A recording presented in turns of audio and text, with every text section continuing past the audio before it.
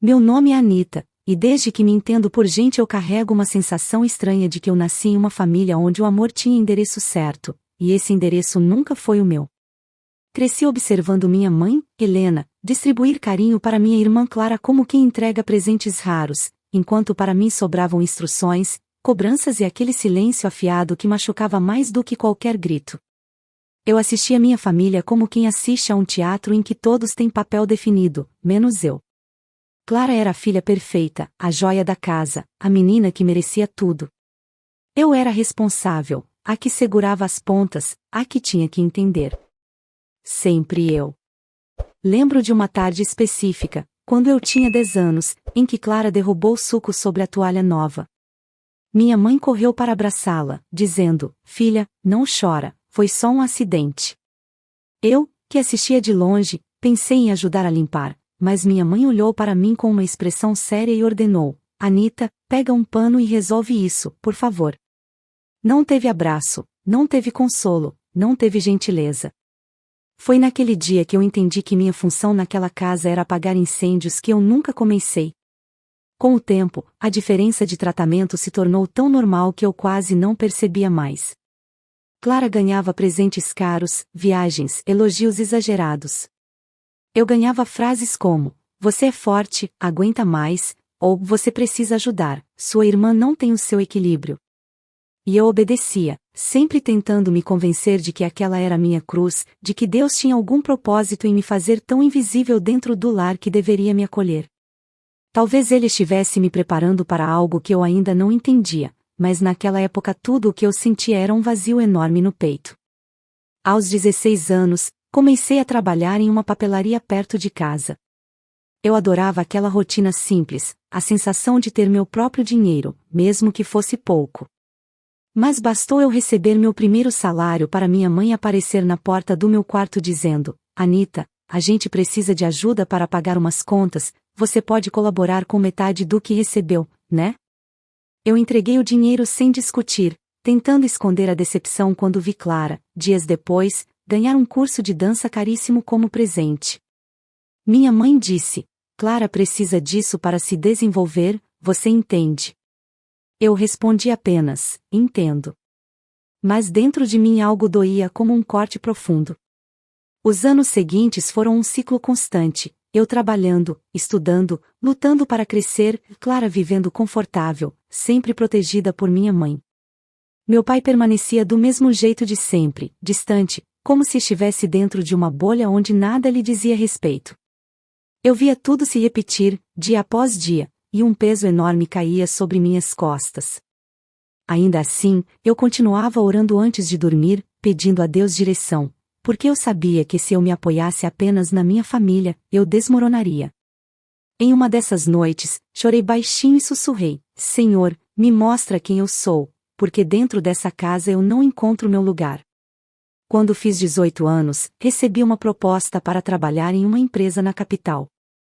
Era minha chance de respirar, de construir algo meu, mas quando contei para minha mãe, ela gritou: "Você vai abandonar a sua família? É isso mesmo que pretende?" Clara, encostada na porta do corredor, observava com aquele olhar superior que eu já conhecia bem demais. Eu tentei explicar, dizendo: "Eu preciso crescer, mãe", mas ela rebateu na hora: "Crescer? Crescer como? Você é necessária aqui. Sua irmã não pode ficar sem você." Era sempre Clara. Sempre.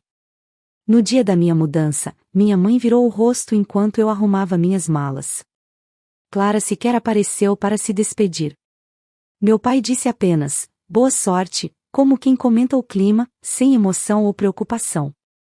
Eu saí daquela casa com as mãos tremendo, mas a alma finalmente respirando um ar que eu nunca senti ali dentro. No ônibus rumo à capital, encostei a cabeça na janela e sussurrei: "Senhor, se eu cair, me segura. Eu só quero tentar viver." Chegar na capital foi como entrar em outro mundo. Meu apartamento era minúsculo, mas silencioso, limpo e finalmente meu.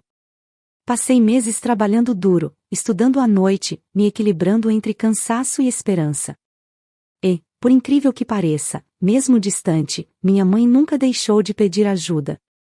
Cada semana surgia uma nova urgência. Anita, paga essa conta para mim. Anita, Clara precisa de dinheiro para uma prova. Anita, estou desesperada. Eu enviava o que podia, achando que isso, um dia, abriria espaço para um pouco de carinho. Mas o carinho nunca veio. Com o passar dos anos, eu percebi que toda vez que meu celular vibrava com o nome da minha mãe, meu estômago apertava. Não era animação. Não era saudade. Era ansiedade. E, mesmo assim, eu atendia todas as ligações, porque dentro de mim ainda existia a esperança teimosa de que algum dia ela ligaria dizendo: "Como você está, minha filha?" Esse dia nunca chegou.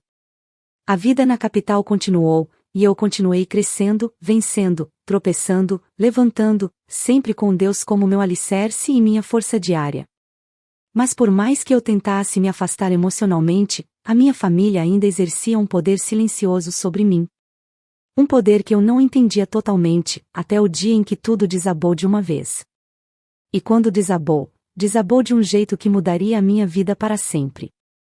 Assim que me estabilizei na capital, achei que, aos poucos, minha relação com minha mãe se tornaria mais leve, que a distância traria algum tipo de paz entre nós. Mas a verdade é que a distância só transformou nossas interações em algo ainda mais unilateral. As ligações começaram a ter sempre o mesmo tom: urgência, drama e pedidos. Era como se a minha mãe tivesse encontrado uma forma de me manter presa, mesmo morando quilômetros longe dela. E, por muito tempo, eu aceitei essa corrente invisível sem questionar. Lembro com precisão da primeira vez em que ela falou sobre uma suposta dívida que surgiu do nada. Ela me ligou chorando, e quando atendi, ela disse: "Anita, sua irmã está angustiada, precisamos de dinheiro para resolver uma coisa urgente. Eu não tenho para onde correr." A forma como ela pronunciava "precisamos" deixava implícito que, na verdade, era minha obrigação intervir. Eu estava exausta depois de um turno longo no trabalho, mas respondi: "Tá bom, mãe. Eu vejo o que faço." Enviei o valor no mesmo dia. O que ela não sabia é que eu tive que deixar de pagar uma conta minha para cobrir aquele pedido. Mas isso nunca importou para ela. E aquilo virou rotina.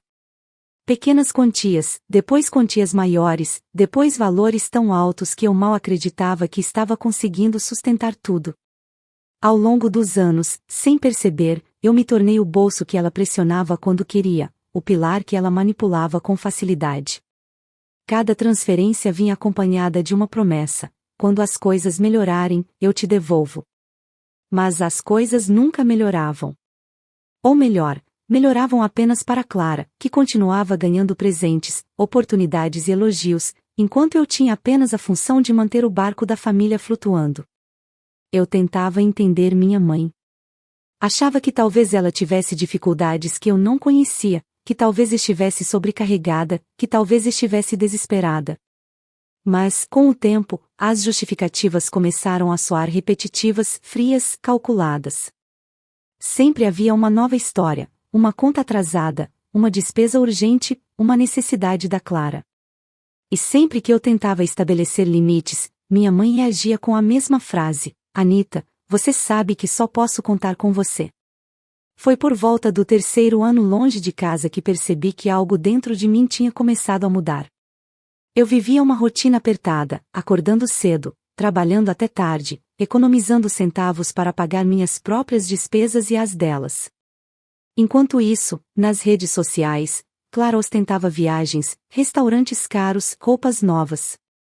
Em uma foto, ela aparecia com um vestido que custava mais do que meu aluguel. Quando perguntei discretamente à minha mãe como ela estava bancando tudo aquilo, ela respondeu: "Não se preocupa, ela merece um pouco de alegria." E eu? Quando mereceria? A pergunta começou a ecoar dentro de mim com força. Eu andava pela cidade e me sentia fragmentada. Eu orava todos os dias, pedindo clareza, pedindo coragem, pedindo sabedoria. E Deus, fiel como sempre, começou a me mostrar que havia algo profundamente errado naquela dinâmica. Eu estava sustentando pessoas que não se importavam se eu tinha comida na geladeira. Eu estava pagando por vidas que nunca se preocuparam com a minha. Uma noite, depois de mais um pedido de dinheiro, sentei na beira da minha cama e fiquei encarando o meu celular. A mensagem da minha mãe dizia: Anita, deposita R$ 1.000 agora. É urgente. Não me faz passar vergonha. A última frase me atravessou como uma faca. Não era um pedido. Era um comando. Uma cobrança emocional. Uma manipulação. Eu chorei. Não de tristeza, mas de cansaço. Um cansaço tão fundo que parecia morar nos meus ossos. E foi ali, naquela noite silenciosa, que senti Deus sussurrar no meu coração: isso não é amor. Isso é controle. A partir daquele momento, algo começou a se quebrar dentro de mim. Não era rebeldia. Era libertação. Eu sabia que precisava colocar limites, mas também sabia que, se eu ousasse dizer não, minha mãe reagiria como se eu tivesse cometido uma traição. Eu só não imaginava que o limite que eu colocaria mais tarde se tornaria o estopim da maior explosão emocional da minha vida. Eu continuava segurando tudo sozinha, alimentando aquela cadeia emocional que minha mãe construíra ao redor de mim. Mas Deus estava preparando meu coração para o dia em que eu finalmente diria basta. Eu só não sabia que esse dia estava prestes a chegar com mais força, mais dor e mais revelações do que eu poderia imaginar. Eu nunca imaginei que um simples não pudesse desencadear um terremoto emocional tão devastador, mas naquele dia, tudo o que estava adormecido há anos finalmente despertou. Aconteceu numa manhã comum, depois de uma semana inteira exaustiva no trabalho. Eu estava tomando café quando meu celular vibrou com insistência. Era uma mensagem da minha mãe. Eu já sabia o que viria, porque esse tipo de mensagem sempre chegava com o mesmo peso no meu peito. Mas, daquela vez, o texto me fez parar, encostar a xícara na mesa e respirar fundo. A mensagem dizia: Anita, precisamos de R$ 2.000 hoje. É urgente. Não fique inventando desculpas. Você sabe do nosso esforço. Havia algo diferente naquele tom. Era mais duro, mais frio, quase como se ela nem estivesse falando com a própria filha. Eu li e reli, e pela primeira vez na minha vida adulta, senti que não podia mais carregar aquilo sozinha. Não era só o valor, era o cansaço acumulado, a manipulação constante, a falta de empatia. Era a vida inteira sendo usada como argumento contra mim. Respondi com cuidado: Mãe, eu não posso ajudar dessa vez. Minhas contas estão pesadas e eu não tenho esse dinheiro agora. Aquele não posso saiu tremendo, mas saiu. E, por um segundo, senti uma minúscula sensação de alívio. Mas esse segundo durou pouco. O celular vibrou de novo, e eu sabia que não seria uma resposta tranquila. Ela escreveu: Eu não acredito nisso. Você sempre arruma um jeito. Sua irmã está em crise, você não tem coração? Você sabe que só posso contar com você. Não me faça passar vergonha mais uma vez. O golpe final veio logo depois: Clara está chorando. Era sempre sobre Clara. Fechei os olhos, respirei fundo e senti as lágrimas se acumulando, mas eu estava cansada demais para chorar. Tentei responder com calma: Eu entendo a situação, mas realmente não tenho. Preciso cuidar das minhas coisas também. Enviei e esperei, com o estômago apertado. A resposta dela chegou rápido, como uma faca cortando o ar: Se você não faz nada pela família, então você não faz parte dela.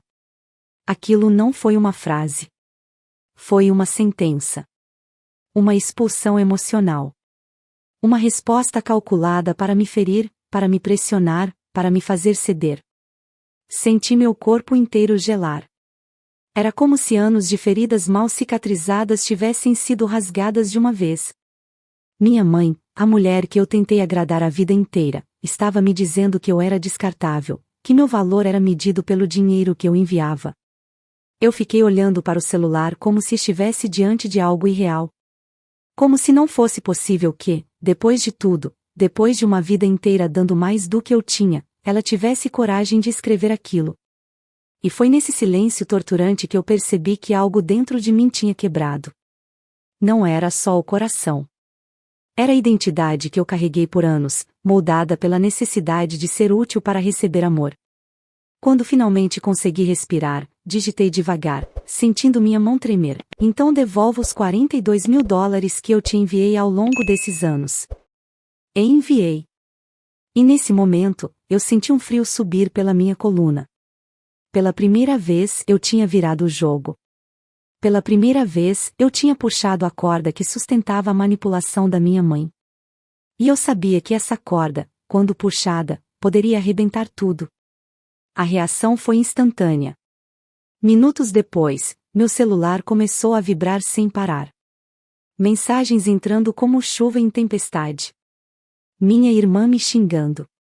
Minha mãe dizendo que eu era ingrata. Parentes distantes mandando textos longos defendendo Clara. Tias perguntando como eu tive coragem. Primos inventando histórias que nunca aconteceram. Era como se todos tivessem sido convocados para me atacar. E eles vieram, sem hesitar. No meio disso, minha mãe enviou a última mensagem da sequência: "Você está morta para mim." Eu não chorei. Eu simplesmente desliguei o celular, coloquei sobre a mesa e fiquei olhando pela janela, sentindo uma mistura de dor e libertação. Dor pela perda de algo que eu tentei preservar a vida inteira. Libertação por finalmente enxergar a verdade que Deus já tentava me mostrar há muito tempo. Eu estava presa a uma família que nunca me reconheceu como filha, apenas como recurso. Sentei no chão da minha sala, abracei as pernas e, pela primeira vez em muitos anos, orei-o com sinceridade absoluta: "Senhor, se eu perdi minha família, então me ensina a encontrar a mim mesma." Eu não sabia, naquele momento, que essa ruptura seria apenas o começo. Que ainda viria algo maior, algo que mudaria completamente o rumo da minha história. Mas Deus já sabia. E Ele já estava me preparando. Porque, quando a verdade finalmente chegasse, ninguém mais conseguiria me calar. Depois de dias tentando respirar entre as farpas das mensagens da minha família, eu decidi me afastar do celular. Era como se cada notificação carregasse veneno. Eu precisei de silêncio. Precisei desligar tudo para tentar entender o que exatamente tinha acontecido comigo. Mas, por mais que eu buscasse paz, parecia que o mundo estava determinado a me arrastar para uma nova onda de acontecimentos que eu não tinha pedido. E essa onda começou com uma ligação inesperada. Eu estava devolvendo alguns documentos no meu trabalho quando o telefone tocou. Era um número desconhecido.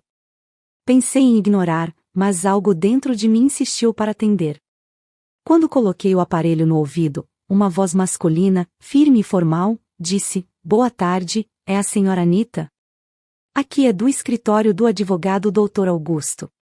Precisamos falar com você sobre um assunto urgente relacionado ao falecimento do seu avô Ricardo." Senti minhas pernas amolecerem. Meu avô. O único parente que não fazia parte do teatro familiar. Ele era discreto, observador, e sempre foi gentil comigo de um jeito silencioso, mas sincero. Eu não sabia que ele estava doente. Ninguém me avisou. Ninguém me incluiu. Ninguém achou que eu deveria saber que ele tinha partido. A voz continuou: "Haverá a leitura do testamento na próxima semana. Seu nome consta nos documentos, então sua presença é obrigatória." Meu nome? Eu quase não acreditava. Por um instante, senti o coração acelerar com surpresa, mas logo depois veio o peso. Eu sabia que minha mãe e Clara não ficariam nada felizes ao me ver ali. Ainda mais após aquela explosão emocional que nos separou. Quando desliguei, fiquei parada no corredor do escritório, com a sensação de que o chão tinha se movido sob meus pés. Era como se Deus estivesse me empurrando exatamente para o centro da verdade que eu tentei evitar por anos. E eu sabia que, se eu fosse, eu encararia de frente uma família que agora me via como inimiga. Naquela noite, o silêncio do meu apartamento parecia mais denso do que eu conseguia suportar. Eu me sentei à mesa com uma pasta vazia e comecei a reunir tudo: extratos bancários, prints de conversas, comprovantes de transferência, recibos que eu nunca desejei guardar, mas que, por alguma razão, eu sempre arquivava. Talvez Deus já estivesse me preparando desde o início, porque aquela pasta ficou cheia rapidamente. Cheia demais. Pesada demais. Enquanto eu organizava tudo, minha mente voltava para lembranças do meu avô. Ele sempre me olhava com um tipo de compreensão que eu nunca encontrei nos meus pais. Ele percebia meu cansaço, mesmo quando eu tentava esconder. Um dia, quando eu tinha 14 anos, ele me chamou de canto durante um almoço de família e disse: Anita, você tem uma força que eles não enxergam. Mas Deus vê. Na época eu não entendi a profundidade daquilo. Agora, tudo fazia sentido. Os dias passaram devagar até a leitura do Testamento. Eu dormia pouco, orava muito e tentava preparar meu coração para a tempestade emocional que eu sabia que estava por vir. E ela chegou antes mesmo de eu colocar os pés no escritório do advogado. Na véspera da reunião, minha mãe finalmente quebrou o silêncio. Recebi uma mensagem curta e direta, como sempre: não vá à leitura. Você só vai passar vergonha. Fiquei olhando para aquela frase, sentindo uma mistura de raiva e tristeza. Eu respondi apenas: eu vou. Minutos depois, veio outra: você está fazendo isso para nos provocar. Não tem nada lá para você. Eu já não acreditava em nada do que ela dizia. Não depois de tantos anos vendo a verdade distorcida sempre que era conveniente para ela. No dia marcado, acordei cedo. Escolhi uma roupa simples, mas firme. Amarrei o cabelo, respirei fundo e coloquei a pasta cheia de documentos dentro da bolsa. Quando fechei a porta do meu apartamento, tive a nítida sensação de que eu não estava apenas saindo de casa, eu estava saindo da versão frágil de mim mesma. Estava caminhando para algo que mudaria tudo. O escritório do advogado ficava em um prédio antigo, com janelas altas e corredores longos. Quando eu cheguei, já havia vozes vindas da sala de espera. Reconheci a risada da minha irmã. A voz aguda da minha mãe. O som abafado de conversas apressadas. Meu coração disparou, mas minhas pernas continuaram me levando. Quando entrei, o silêncio caiu como um peso. Minha mãe virou o rosto na mesma hora. Clara me olhou de cima a baixo, com desprezo. Minha tia murmurou algo para o marido. Alguém tossiu de nervoso. Mas ninguém disse nada para mim. Me sentei sozinha em uma cadeira no canto da sala, mantendo a bolsa sobre o colo como um escudo. Eu podia sentir o julgamento em cada olhar, mas também senti algo novo dentro de mim, uma coragem firme, sólida, que eu sabia que não vinha de mim. Era Deus me sustentando. E, enquanto esperávamos o advogado, eu percebi algo que me fez arrepiar. A pessoa que tinha sido tratada como o elo fraco da família era, naquele momento, a única que carregava a verdade. E eu sabia que essa verdade estava prestes a explodir diante de todos. A leitura do testamento estava prestes a começar. E nada, absolutamente nada, seria como antes. O advogado entrou na sala com uma pasta grossa de documentos e uma expressão séria, do tipo que não se abala com o drama familiar. Ele cumprimentou todos rapidamente e pediu que nos acomodássemos. Eu senti minha mãe se remexer na cadeira quando ele olhou diretamente para mim e disse: obrigado por comparecer, Anita. Sua presença é essencial. Era a primeira vez, em muitos anos, que alguém dizia em voz alta que eu era essencial para qualquer coisa naquela família. Minha mãe virou o rosto, incomodada, enquanto Clara pressionou os lábios, como se tivesse provado algo azedo. O advogado abriu o testamento e começou a leitura. Eu tentava me concentrar, mas minhas mãos estavam frias. O coração parecia bater no fundo do estômago. Ele falou sobre documentos, bens, pequenas divisões que já estavam pré-definidas. Minha mãe assentia com a cabeça com impaciência, como quem já esperava o desfecho óbvio. Clara receberia quase tudo, ela algo significativo e eu, como sempre, quase nada. Mas então o advogado pausou, limpou a garganta, puxou um envelope separado e disse: agora, chegamos à parte referente à sua neta, Anita. A sala gelou. Até o relógio na parede pareceu parar. Minha mãe se remexeu, contrariada, e Clara regalou os olhos com irritação. A tensão era tão densa que parecia possível cortá-la com as mãos. O advogado continuou, lendo uma carta escrita pelo meu avô. Era a letra firme dele, reconhecível à distância. Anita, você sempre foi a mais esquecida por esta família, apesar de ser aquela que mais carregou o peso sobre os ombros. Eu vi o que você viveu. Eu vi o que você fez. Eu vi o que ninguém agradeceu. Meu coração disparou. Senti um nó subir pela garganta. Minha mãe abaixou a cabeça, fingindo buscar algo na bolsa, incapaz de olhar para mim. O advogado prosseguiu. Eu deixo para Anita o imóvel principal da família, a casa avaliada em 3 milhões, porque foi ela quem mais demonstrou caráter, esforço e dedicação. Nada do que ela construiu foi dado, tudo foi conquistado. Minha mãe soltou um sussurro indignado. O que é isso? Clara levou a mão à boca como se estivesse prestes a desmaiar. Um dos meus tios quase derrubou a cadeira.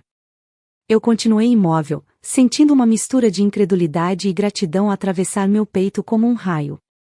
Mas ainda faltava algo. O advogado levantou a última folha e disse: há uma observação final deixada pelo Sr. Ricardo. Ele pediu que fosse lida apenas na presença de Anita e dos documentos que ela poderia ter trazido. Foi naquele instante que senti todas as cabeças virarem para mim. Minha mãe estreitou os olhos, porque sabia o que vinha. Clara ficou em silêncio absoluto, como se esperasse que eu explodisse em chamas. Mas eu não explodi.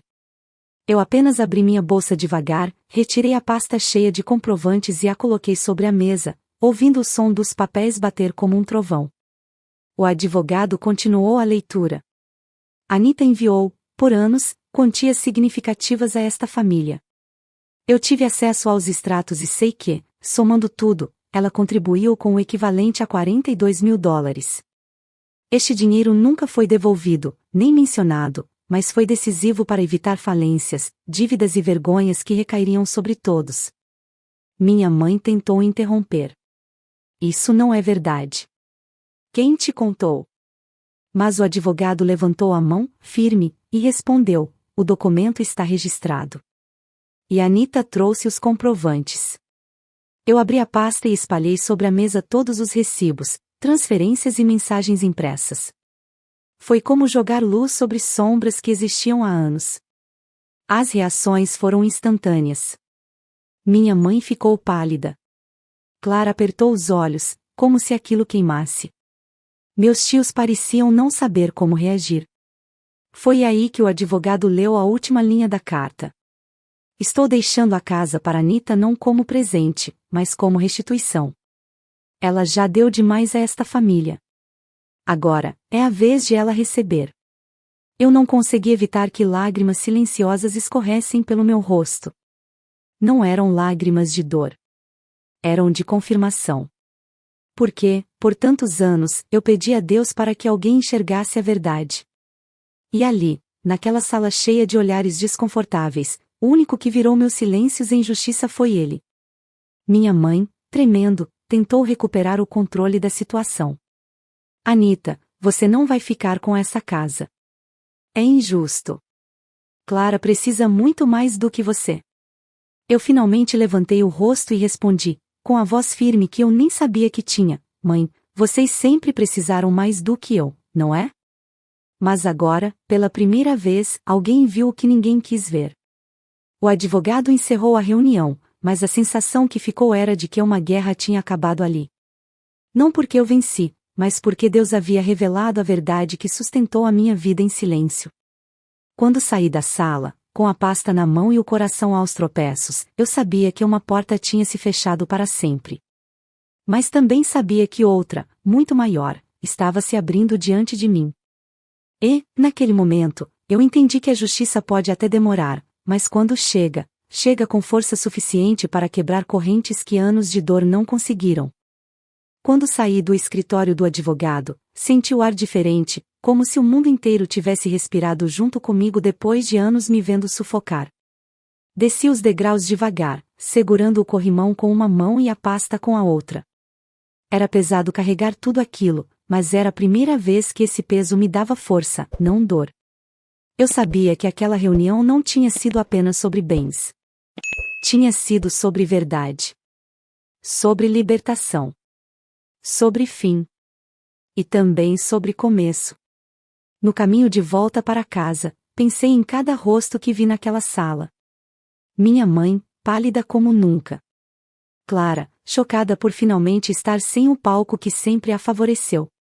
Meus tios, desconfortáveis com o fato de o segredo que sustentaram por anos finalmente ter explodido no meio da mesa. Eu me perguntava o que aconteceria com todos eles agora. Como cada um iria lidar com a verdade que tentou esconder de mim desde sempre. E descobri muito rápido. No mesmo dia, recebi a primeira mensagem, era de Clara. Uma mensagem curta, direta, envenenada. Ela escreveu: "Você estragou tudo. A casa deveria ser minha." Respondi apenas: "Talvez se você tivesse sido irmã em vez de rival, nada disso teria acontecido." Depois disso, ela me bloqueou. Não era surpresa. Clara sempre soube receber amor, mas nunca soube lidar com consequências. E agora, sem a proteção da minha mãe e sem a herança com a qual sempre contou, ela teria que aprender, pela primeira vez, a viver como adulto. Sem privilégios. Sem aplausos. Sem muletas. Soube por um primo, dias depois, que Clara se mudou temporariamente para a casa de uma amiga, porque não tinha condições de se manter sozinha. Minha mãe sempre bancou tudo, e eu percebi que a vida estava ensinando a ela aquilo que eu aprendi sozinha aos 16 anos, responsabilidade. Minha mãe, por outro lado, reagiu de um jeito diferente. Ela passou dias sem falar comigo, até que decidiu me ligar. Quando atendi, ouvi sua respiração pesada do outro lado da linha. Ela tentou manter a postura, mas sua voz saiu trêmula, quase implorando por controle. "Anita, nós precisamos conversar." Sua atitude foi exagerada. "Você não precisava expor sua família daquele jeito."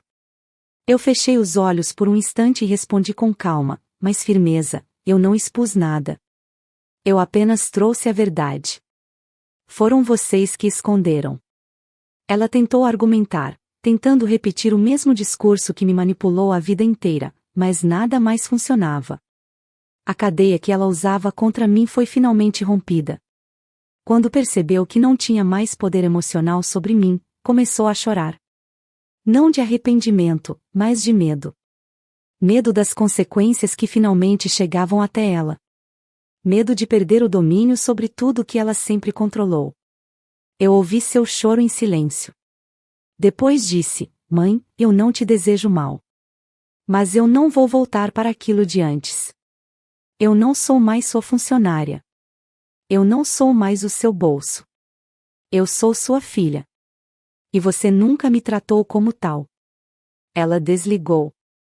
E desde então, nossa relação permaneceu como um eco distante. Não sou eu que não quero proximidade. É ela que não sabe lidar com alguém que finalmente aprendeu a dizer não. Já meus tios ficaram em silêncio completo. Não houve mensagens. Não houve explicações. Não houve desculpas. Eles simplesmente desapareceram da minha vida, como sombras que se afastam quando o sol nasce. E, sinceramente, foi um alívio. Eu entendi que Deus estava limpando o meu caminho, removendo qualquer presença que contribuía para o peso emocional que eu carreguei por tantos anos. Quanto ao advogado, ele me chamou alguns dias depois para assinar os últimos documentos. Quando terminei, ele disse com sinceridade: "Seu avô tinha muito orgulho de você.